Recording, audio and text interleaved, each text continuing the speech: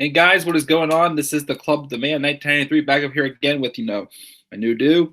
And yep, my allergies are acting up again. I was going for a walk and they kicked it again big time. But I'm up here though to talk about this week's episode of NXT UK. Happy May, by the way. It's Merry Berry month of May. Of course, to get yourself some berry type pie at like Eden Park or somewhere. So we had some strawberry pie a couple times this month for sure. But this is from the May 1st, 2019 edition of NXT UK that took place at WrestleMania Access, the Brooklyn Pier 12 or the Brooklyn Terminal, whatever it's called, in Brooklyn, New York. I think next week or the following week they'll be in Scotland. I think the following week. I'm not 100% sure. But overall, I mean, last week's show wasn't bad again, but it felt just like an exhibition show, a bunch of exhibition matches. This week, it felt there was not too many matches. Actually, a pretty short edition, only about 43-minute edition of NXT UK.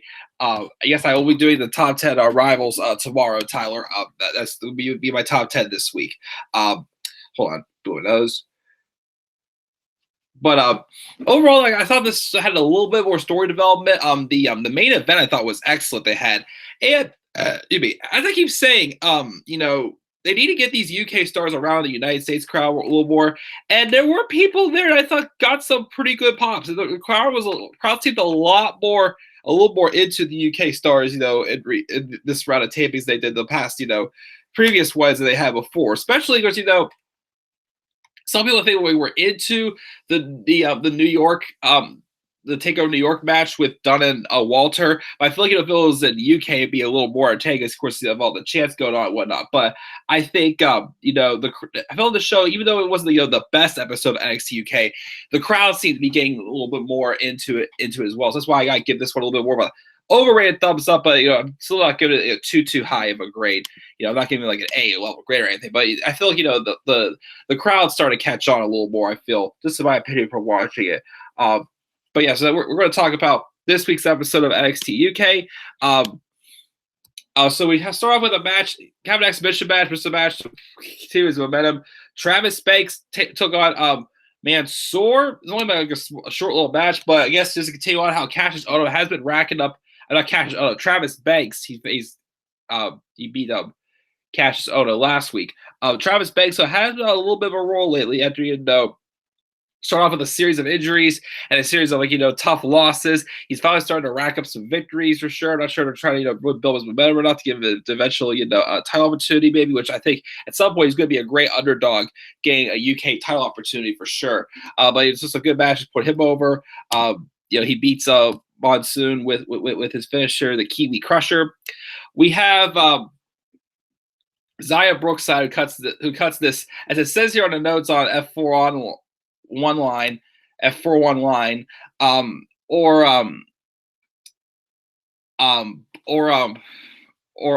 it says on here. I gotta agree. It was an incredibly cute little heart melting promo of her at the Performance Center, promising last time we saw her in the ring was because Rhea Ripley, and it didn't go so well. But she's going to train hard and take us all on her journey.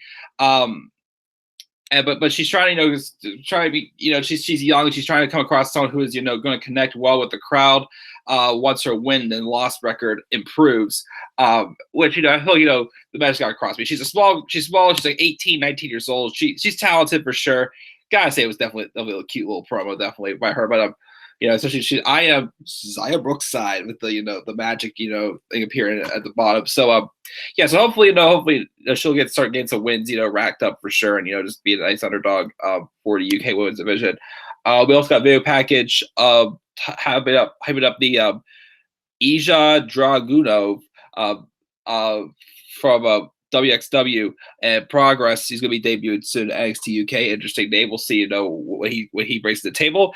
And we also have Nina Samuels talking about stringing along victories recently, which was last I've really seen Nina Samuels on TV, and how she wants to face Toni Storm, as she is not a leading lady. So I don't know. I thought weeks ago when Nina was racking up a few victories, thought maybe they'll have her challenge Toni Storm, but then ended up being Ginny. Or I felt they should have done Nina first, then Ginny. I felt so. I guess Nina Samuels is going to be, she hasn't had a match on NXT UK in a few weeks.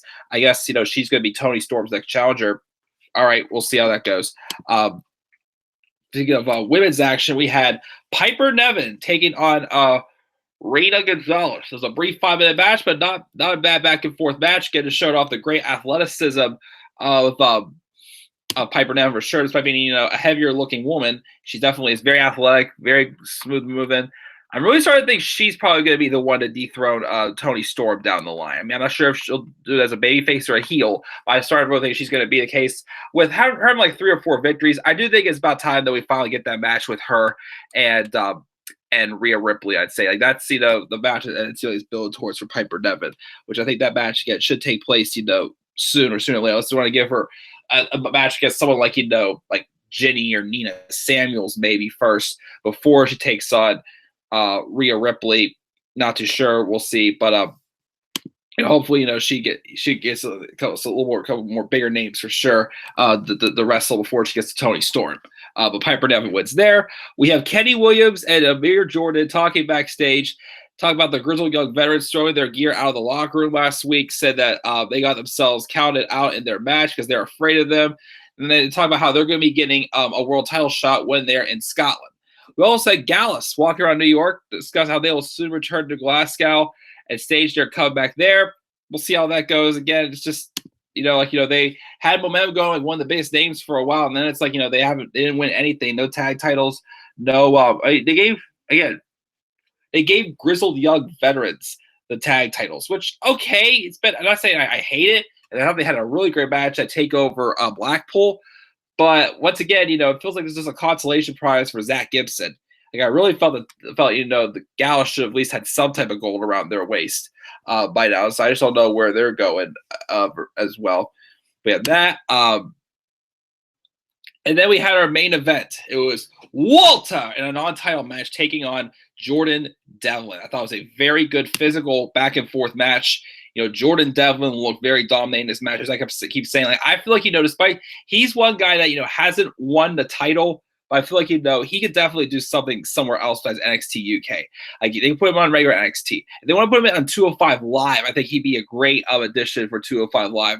Especially since I'm hearing rumors now that Leo Rush is not going to be back on TV anytime soon with his backstage heat, and there's rumors he may be getting the mode to NXT. Don't know, of course, what's going to happen there, but. I feel like 205 Live could use another, big name heel. I keep saying Jordan Devlin could be the case, but I thought he had a great match with Walter. Yes, Walter looked dominating at points, but Jordan Devlin looked dominating too. He tried to play a little bit like a low game there, taking out the knee of Walter for sure. There was at one point he there was a blood around Walter's mouth that Devlin, took advantage of as well. But some great back and forth action. Walter got some huge reactions as well, but eventually he was able to get the victory with the power bomb, and he put all of his weight on top of Devlin for keeping down for the 3 count. As Walter was celebrating his victory, though, out came Pete Dunne. He has a microphone. All he had to say was, "Give me my rematch," and Walter just nodded his head and proving that we'll get that. So it's definitely probably going to come sometime in Glasgow.